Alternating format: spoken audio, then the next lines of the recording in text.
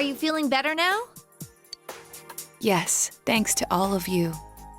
I'd like to thank you once again for what happened. Don't mention it. But hey, your uniform. Huh?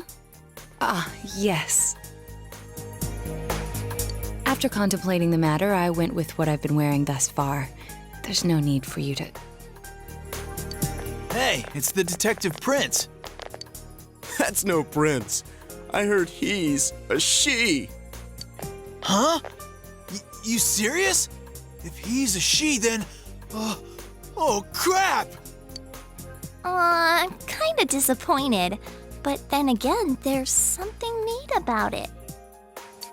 Yeah, if you look at it a certain way, doesn't she seem pretty cool?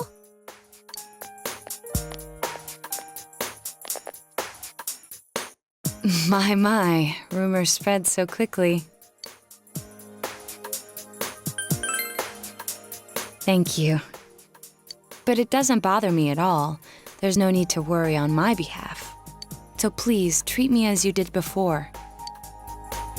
That aside, I'd like to discuss the case with you all. We're dealing with a kidnap and murder case perpetrated by someone lurking in this very town. And it isn't over yet. Let's go over the finer points after school.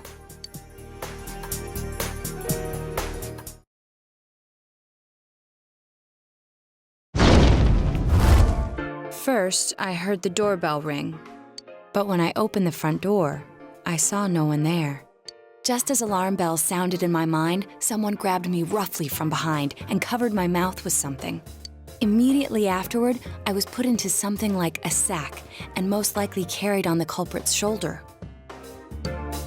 Wow, how could you remember all that?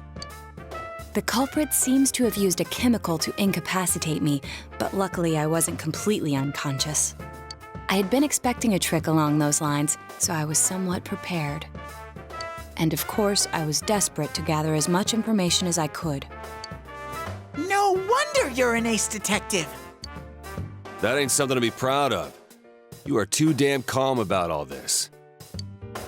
Judging by their actions and body type, I'd say the culprit is definitely a man. I heard no conversations or voices, so I believe he is acting alone. It's after that that things get murky. But the time from kidnapping to that point seemed too short. It was a matter of minutes. So you were immediately thrown inside the TV after being kidnapped. Oh, could there have been a TV on the side of the road? Regrettably, my memory from there on is a blur. I see. But man, the killer came right up to the door and rang the bell? That's just crazy. I finally understand why you all testified that you couldn't recall much of what happened. Such a bizarre experience with mental and physical fatigue on top of it. It's only natural to be confused. And going by the surrounding circumstances, my kidnapping and everyone else's were near identical. There is no question that the culprit is the same in each case. So, that Mitsuo boy who said he killed King Moron. Everything makes sense now. I can't say for sure until I gather more concrete evidence. But Mitsuo Kubo's only victim was Mr. Muraoka. It was a copycat killing that mimicked the true culprit's method. No wonder King Moron's death broke the pattern in so many ways. The question remains, though, as to how Kubo learned of that world. That's it! That's what was bothering me! Mitsuo could enter the TV, right? Then why didn't he kill King Moron that way? I believe he didn't understand the other world as well as the true culprit. Even though I can now enter it myself, it wouldn't occur to me to use it for murder. And remember, the previous corpses left no sign that their deaths had anything to do with the other world. After Kubo became wanted, leaving him with nowhere to run, he probably thought for the first time, what if I put my entire body into the TV? The bizarre condition of the corpses that caused such commotion is probably because they died on the other side. It's a simpler explanation than figuring out why the killer would risk disposing of the bodies in such a way. Which means their inexplicable condition of being hung on a foggy day wasn't due to the culprit making a statement. Much of our speculation could be tested if we could ask Kubo in person. However, I've unfortunately been taken off the investigation. And I highly doubt that the police will believe any of this. They wouldn't admit that it wasn't Mitsuo in the first place. Once you've said something on TV, it's not easy to admit you were wrong. I believe the primary cause of my dismissal was because I raised that possibility to them. The police won't readily concede that they made false charges, all the more so if the accused is a juvenile. In fact, the overwhelming sentiment with the police force is to end this case with his arrest. Even if it's possible there's another killer? Those dickheads. I had a feeling that would be the case. Not that I trusted him in the first place.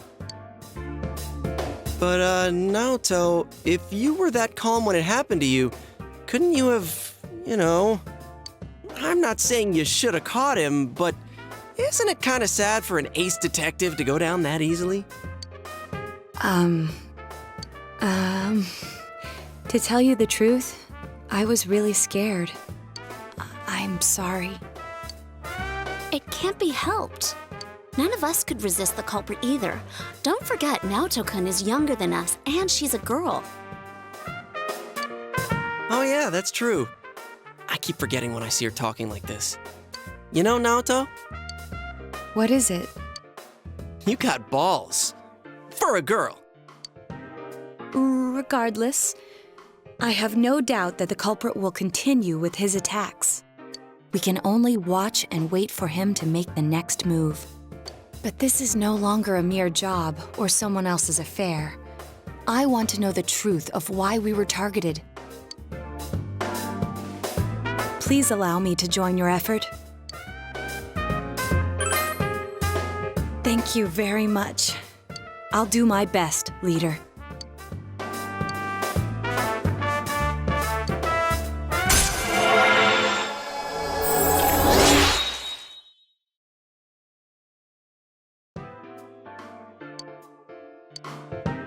Since I'm the king of the geniuses, I knew it would work out this way. Ta-da! Now Chan's glasses. Thank you.